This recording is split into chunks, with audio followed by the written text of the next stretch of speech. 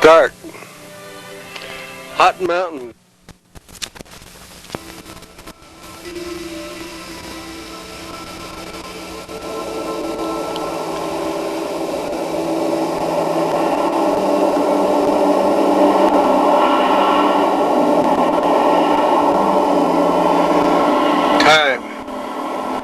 Time changes all things.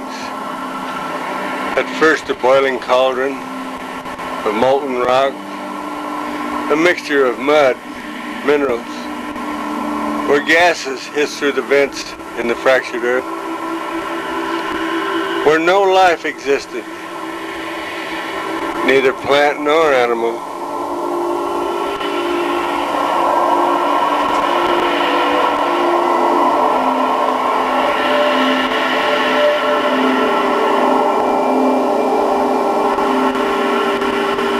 Eons later, a tropical forest, a paradise, teeming with life, with giant trees and swamps where strange beasts, giants, fought for survival among their own kind. Only this passed to a new time, a time of vast mesquite forests with different life forms, with wolves, elk, lions, antelope, and a new addition, ancient man, the old bones of the old ones still are found in the burial mounds near the dry stream beds. Streams that once flowed from the mountain canyons. The mountains ever so slowly eroding. The streams carrying the bits and pieces of the treasure, the gold and the silver.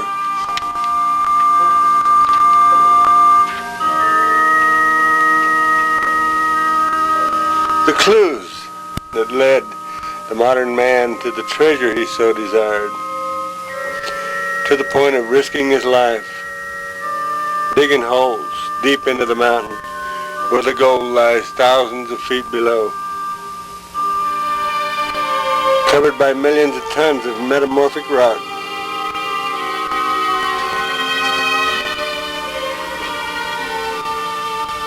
Well, getting hot.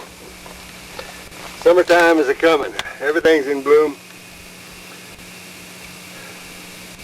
The Ocotillo must have got some water early this spring, and it's really looking good, looking beautiful. This was where the last gold rush in Arizona happened. This is the Harqua Hala Hills. Or mountains. They're pretty good size, but they're not huge, anything like that. As early as 1762, I believe it was, when the Spanish were scouring the whole southwestern desert, clear over to the Colorado, and all the way up, and of course even across the river. They wanted to find gold. They had to find gold because the King of Spain wanted it. And whatever he wanted, that's what he got. Or the Queen, I don't know who was in command then, I have no idea. It may be in a succession, but they were all after the gold. The Spanish found gold here, but it was it was just placer gold. All of these canyons and arroyos were full of good quality placer gold that made it worthwhile. But of course, historians blame it on the Apaches, which everything blamed on the Apache anyway. But it might have been the Chemehuevi that lived right about 20 miles from here, or used to, right on the Colorado, and they ran these mountains. This is where they hunted. This was one of their hunting grounds. And the Apache used it too, I'm sure, because there was a big tribe of Apache that ran down from Bill Williams on the Colorado, clear down to Yuma, and lived in the mountains in their hideaways where there was water, and they thought this was theirs too. Well, they ran the Spanish off and made it just too hot for them. They killed them off, really. But that wasn't satisfied. They came back later, in 1814, and prospected some more, and they got ran off again. So it laid idle for a long, long time. The reason I was saying it's the last one because the real strike didn't happen until about 1908 or somewhere in there, 1909, somewhere in there. There have been people prospecting and claiming all of this area since 1888. But a bunch of fellas came in here. There was claims everywhere, plastering, and some of them that came in here, a Sullivan, a Stein, and a Walton is what he was. That was his name. They all three had claims close together, but they couldn't get into the valley, into the canyons, because it's pretty well claimed up, and they didn't want to jump nobody else's claim, otherwise they'd get shot. So they were kind of up on hills around here, and in some of the smaller arroyos. And they each had them a claim staked out, and they were raking out a little bit of gold here and there, not a heck of a lot. And they were camping together, probably for protection too. But anyway, they found this, one of them found a strike. He found a ton of gold, a nest, a pocket. And he realized that it was on the other guy's claim. I don't know which one it was, but he realized it was on his partner's claim. So he just kept them hid, you know. And he went to camp that night, and he said, "Hey, fellas, I tell you what, why don't we just pool our claims, and we'll make it where we own, all three of us own all three claims." And they thought, well, what the heck, it'll work out all right. So then he produced this hat full of nuggets that he found. Turned out that they weren't too mad at him. They were pretty happy with him because he'd found it, and they took out a bunch and bunches of gold, thousands and thousands of dollars worth of gold, gold as big as your fist, nuggets, golf ball size, a lot of it. They even found some float, they said, that weighed over 1,000 pounds that was almost pure gold. And so they were just happy as a hog in slop. And they started the gold rush into the Harqua Hala, into this high desert mountain, or low desert mountain. The Harqua Halas mean water, but water high up in the mountain. So there must be some springs close by. And there is water, probably about 50 feet down, underground. So no doubt in places there were streams and springs. Of course, they're all gone now. The old mines are closed, all except one. We're going to go down there and check it out. It's where the old town was. The town thrived for about 10 years. It's a sight to see. It's protected. So why don't you come on, go with me. You know who I am. I'm Barney Oldfellow. Let's go.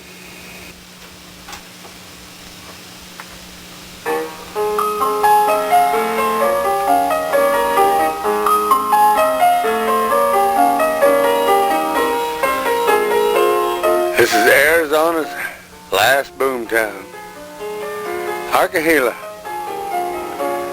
A few ruins still stand of a town that once had 2,000 people. They had a newspaper. They had a post office. They had a theater. Very busy freight depot. The stagecoach brought mail and passengers every day.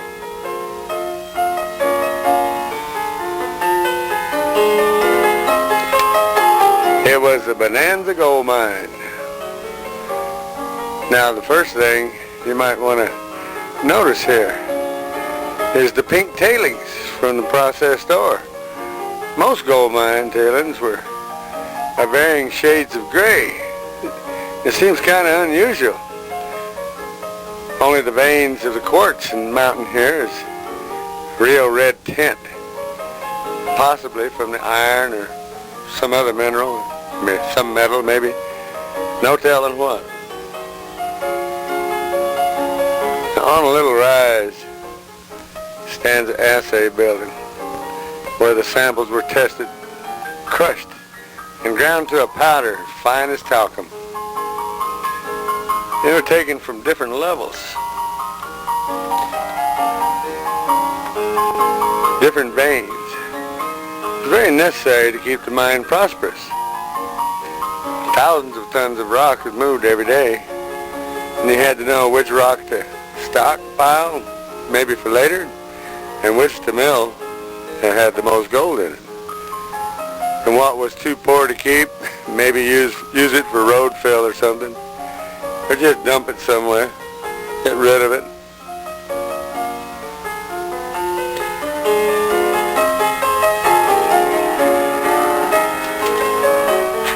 Very careful records had to be kept. And samples were stored for future use or testing from some such area. And accuracy was a very must.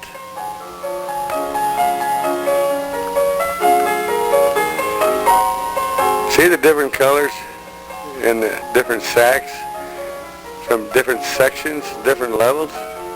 There's a yellow, a gray, pink, brown.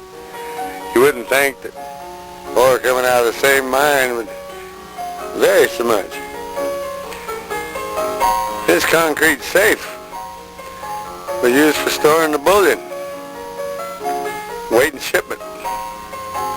There were those who just might take it off their hands, but they should they get a chance. It's funny, the sight of too much gold sometimes changes an honest man. The Chuckawallahs, they get real big up in this country. And one's out sunning himself. Occasionally you'll come upon one of these big old Mojave green rattlesnakes. And they got a temperament that's quite different. Now see on the concrete floor where the gold has been dropped and during the milling process and the processing in the years that went by in this same little building and on this same little concrete floor where the wheels that roll back and forth kind of impregnated it. It's real pretty, but there's not enough there to tear the floor up.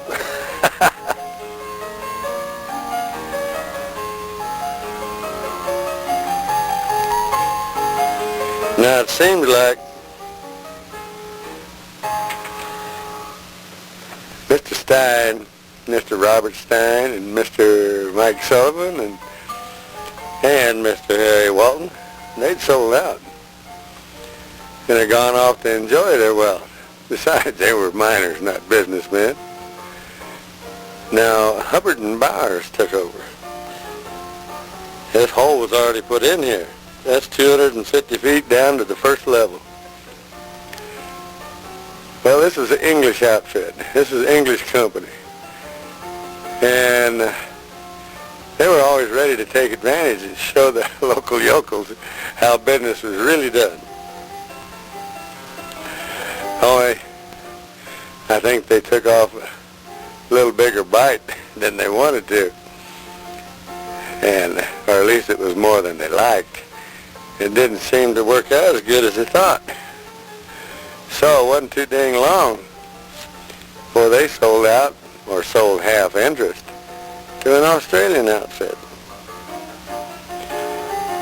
And they had in their employ a young civil engineer named Herbert Hoover. And he stayed with the operation for quite a long time, maybe a couple of years, and he was a great help. Cut costs, and he boosted production. And the miners liked him. He did things for them that helped them a lot. So they were very happy with old Herbert.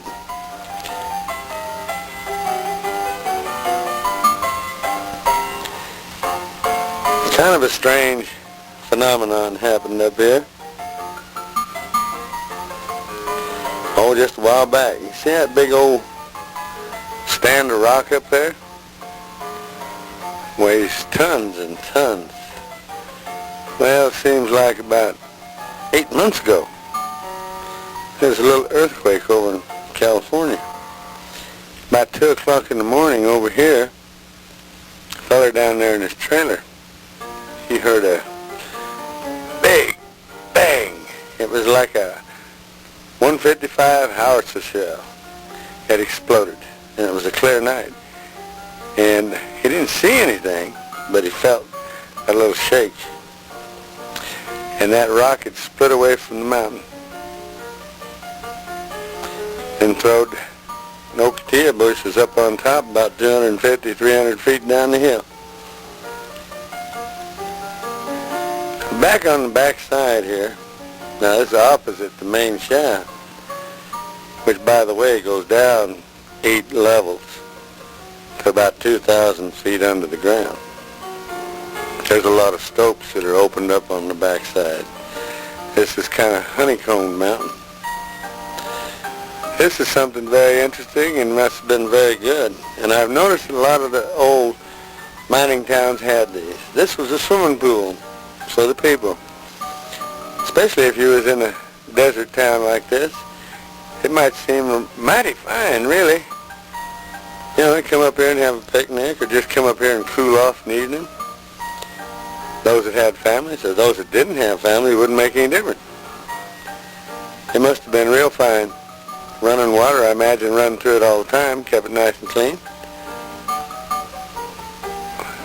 A wonderful thing. Now, this may have been one of Herbert's ideas. I don't know. I think possibly he came up with the idea of the 400-pound ingots, too, to kind of discourage theft. Except that if you broke one of them through the wagon, you'd have one hell of a time getting it back in there. It happened once. Now the old stamp mill's gone now. There was I believe it was either, well, I think it started out with a 20 and then they went to a 40 stamp mill. And finally went to crushers, you know, jaw crushers. I know y'all know what they are. Anyway, they're a lot more efficient than them old stamp mills. The little old creosote bush, it's just a blooming. Don't people realize it? Well, you probably don't. It drops poison all the way around to keep any other plant from growing up there. It just kind of protects its own territory. These are some steps into the past. The old hotel. Oh, this was about 1890. Not a lot left of it. Adobe walls are holding up pretty good. They're braced. Had a fireplace. That must have been real nice. Must have been cozy.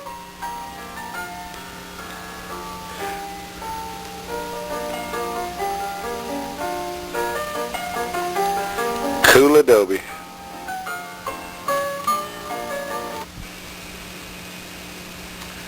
Imagine this was the kitchen, this end of the hotel.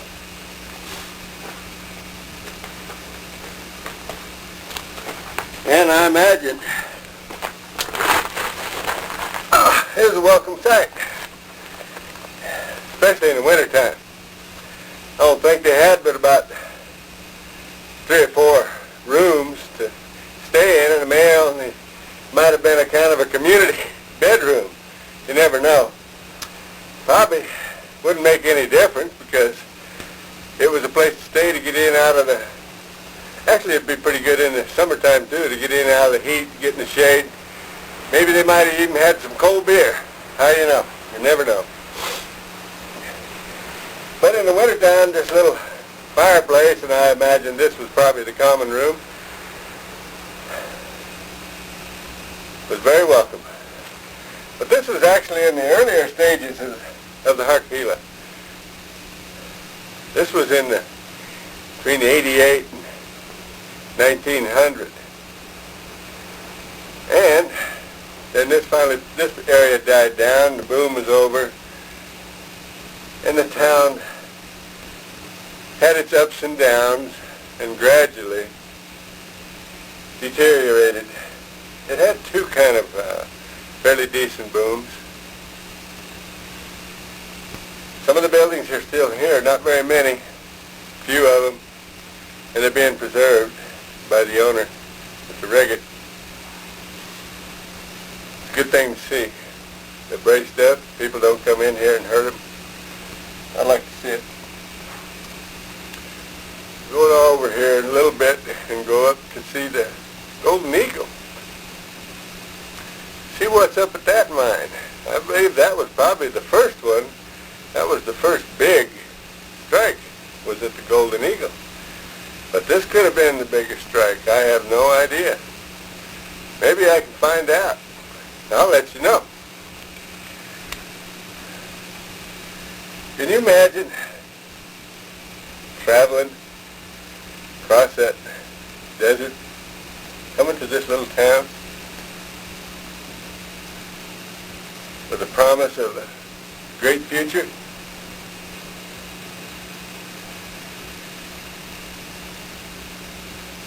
You can hear the ghosts.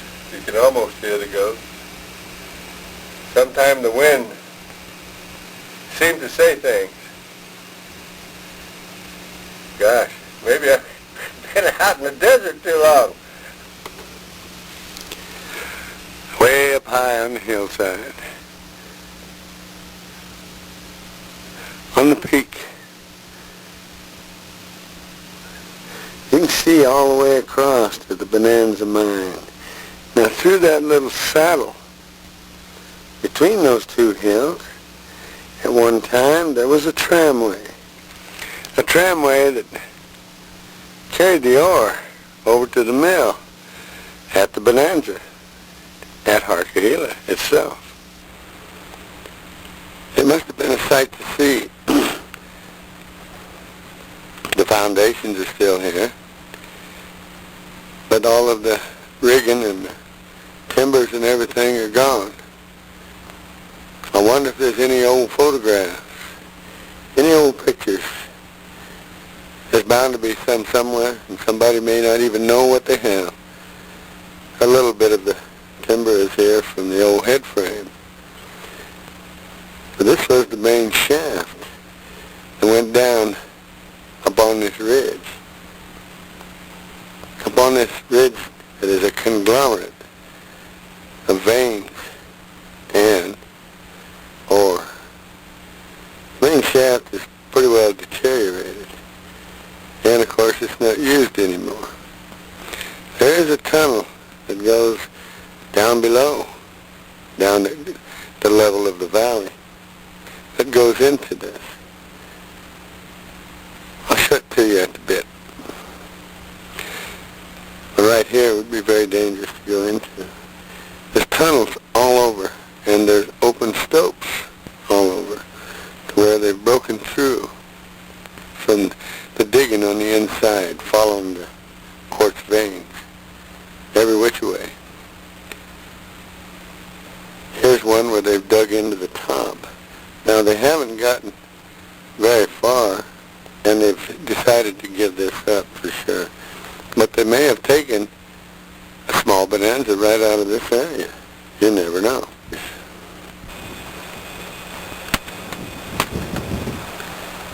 Very unusual pink ore. Also a real good place to run into one of these Mojave greens. I hear the whole area is just lousy with rattlesnakes. And the Mojave green is the worst one of the whole bunch. So let's see what else we can see. Looks like some very recent workings here, because this is all new lumber down in this hole, down in this tunnel. I'd like to see what's there. Might be something worthwhile. Of course, I ain't going to go down there because I really don't know how old it is and how safe it is. Looks like there's where one of the stokes is showing a hole through the top of the mountain. All this undermined all the way clear over to that other mountain that you can see in the background. Maybe 500, 600, 800 feet underneath. Honeycombed. We parked our truck up here on top. I'm not too sure it's such a wonderful idea. I think we better get it off of here. We're liable to lose it. Right down below us here is an open area of a stope where it shows through the surface at the top of the mountain. Kind of spooky. Off in the distance there was a lot of activity. Right now I guess that is pretty much over with. Used to be a lot of milling and working over there, some different outfits. Because everybody wanted to get into it here. Now back up here, up in that area, is where there was a hole. And you can see how close the water table is to the surface of the desert floor here. For just around the corner here is a nice little kind of a lake. It's just where the water is seeped into the diggings. I don't think this goes very deep, but it could go very deep. I don't know. And I don't even know if it's possible that this would even be drinkable water. It's too pretty. It's too colored. Might have a little cyanide in it. And the animals around here, they know better. They won't drink it. They seem to know that. On the bank here, where it shows that where the ores broke through the surface, where it's exposed, you can see the almost veins of raw silver. So I know that there was silver in this area too, and the blue-green. And that's not the copper stain. That's silver. A little farther over here is a shaft. It's got a resident in it. Way down there. He's set up housekeeping down there. One of these little desert owls. Let's see if we can get around here and show him to you. And he don't want us to be here. And he's watching every move that I make. He just got an owl's eye on me. He is the cutest little fella you ever saw. I'm not going to stick around here. I don't want to disturb him. It might be a she, and she may have some babies down there. But she's got a good safe place, because there ain't nothing going to go down there and get her, or get her babies. And she's probably pretty kind of low ceiling. Well, some may say that the Harqua Hala gold mines are through. But occasionally people come, and there's people lease it, people work it. The Golden Eagle, I understand, has quite a few passageways. Some may be passable and some may be very, very dangerous. Not a place to go if you don't know what you're doing. had its glory day. Fantastic glory day. Always fascinates me. This one looks like pretty solid. It looks bad any place. Get out of here. This one looks like pretty. It looks bad any place. Get out of here.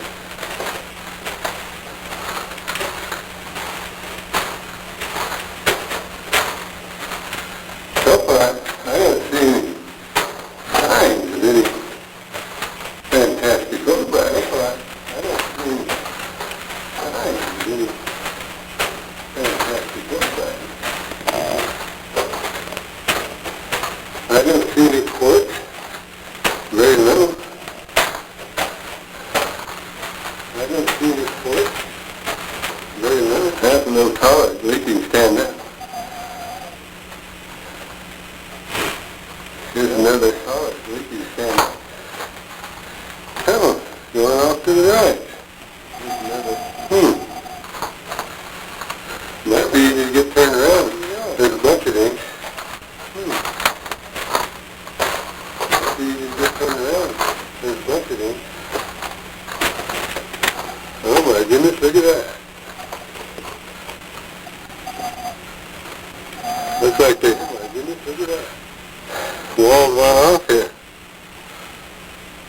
Looks like they, I hear somebody chipping back here. Walls gone off here. Come on, look over here. I hear somebody, look at that. They look to support. Come on, look over here. My God, look at that tremendous stuff. They look to support. And they followed the vein up. God, look at that tremendous stuff. And they followed the vein up.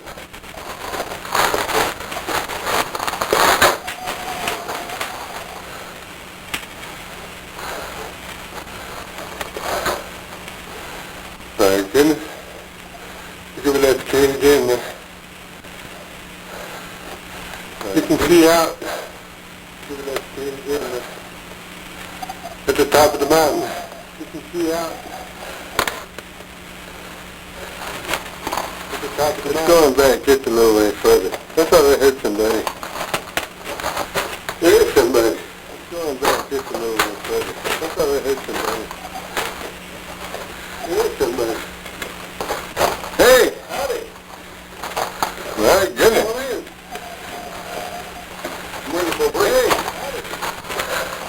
My goodness! My goodness! What did you get here? We're working this morning. Getting out some of those sets and shooting all this new stuff up in here. Yeah. Looks like a lot of quartz. Yeah, we've been following the vein. This vein seems to be broken up everywhere, doesn't it? Yeah, and it looks straight on back this way and over here. This vein seems to be... How do you go do this stuff? What is this, the water line, the pump water line? Yeah, that's what that is. How do you go do this stuff? Well, not too much below us, hit water. 20 feet or so? I don't think it'd be that far. Not too much below us, hit water. Oil like that? 20 feet or so? Oh my goodness, look at that. It's going all the way on up to the surface there. Oh my goodness, look at that. You know what? Looks like a person could get lost in the mine right there. Oh yeah, you gotta know it. Looks like a person could get... The cold mountains, they're completely honeycombed. Little tunnels off like this, going up to the surface.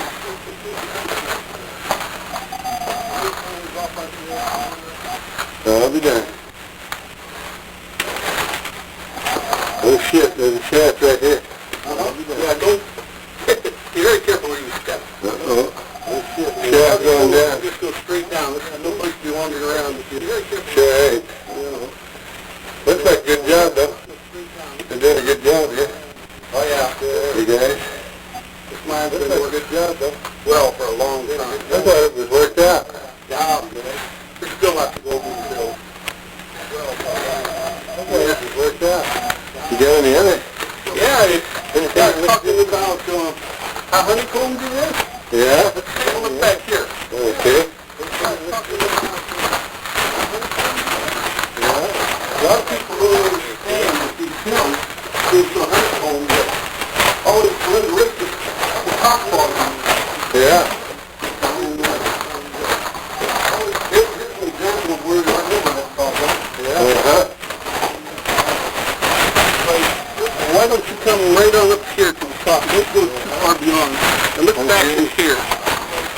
Drive up on top of this thing? Drive up on top of this thing? My gosh, look at that. That's the bank surface. Look at that. Look at this. Here. Now we have the top. Here. Fantastic stuff. I've never seen anything like it. Look at this. Here. Look at the vein. Here. Fantastic stuff. I've never seen anything like it. Marble. My goodness. Look at the vein. And that just goes on and on over there. Yeah. And that just goes on and on over there. Just like marble. Isn't that something? So you have rich and poor at the same time, don't you? Yeah, you have to haul a lot of dirt. You have rich and poor at the same time. You get enough, yeah. Yeah. It's like my mind, yeah, my sister, you got to get a lot of problems. You get enough, find free. Yeah. Oh, goodness. Also, we'll watch the little rattling vipers in these things, too. Yeah, because it's filled, you know how far the sun is at. They like to get in here. Right. Yeah, because it's filled, you know how far the sun is at. This is fascinating. They like to get in here. Fascinating. Yeah, it is back there, it's just my light is going out. This is fascinating. Fascinating. Yeah, this is back there. Dead ends back over yonder, huh? Right. Dead ends back over yonder, huh? That's quite a room right here. Quite a room.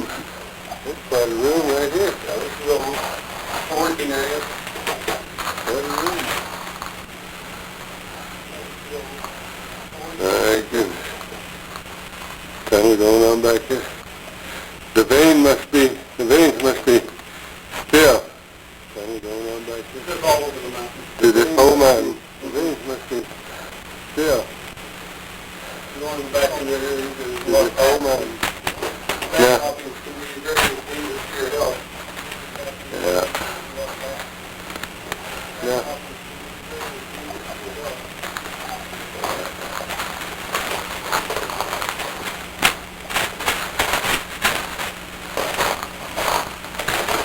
Hey, I'm gonna get up and... Oh, yeah. Permanently? All time? You're out? Yeah, pretty much so. Oh, yeah. I like to get out there. I know all these mines, all the shafts, every place they go. How many feet in? How many miles? What do you think? Or in this mountain?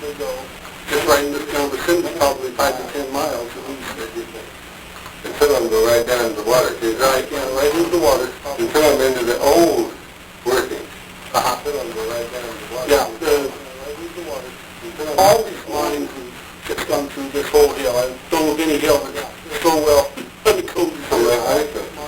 Yeah, I would bet this would even be more than Richmond. Yeah. They've taken more gold out of this area than they did out of the Bolster area. Yeah. Yeah, that's what I heard. That's very good. Okay. This is the most interesting I've ever seen. You know, if I ever get a real good little steak, this is the most interesting. This could be a big open head. Yeah.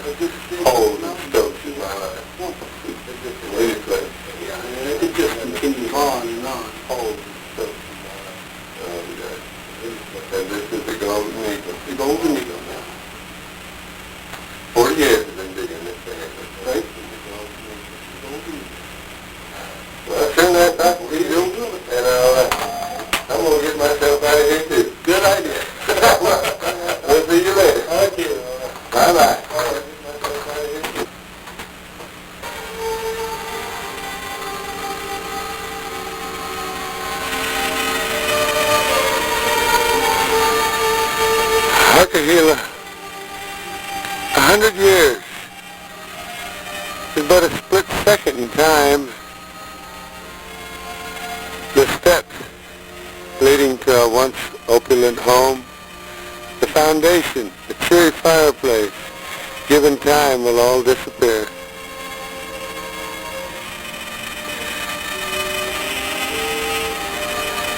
$5,000, 10,000 years, the bits and pieces will spark imagination. What manner of people lived here? Will they call them the old ones? The ancients?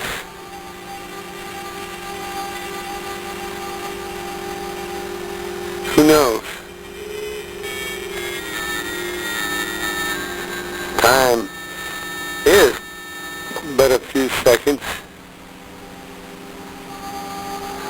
Of course, the old miners who are buried here, they really won't care.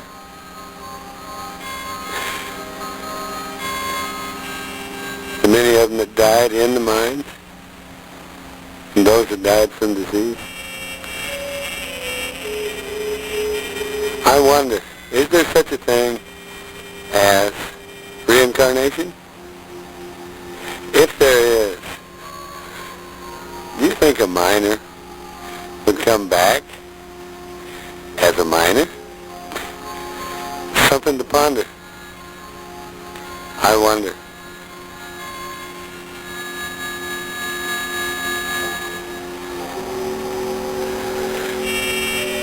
Maybe 10,000 years from now, this will be underwater again. Who knows? But it will change. It's constant change. Time is change. And who knows what the future brings. Until next time, it's Barney, old fella. Glad you came with me. Bye-bye.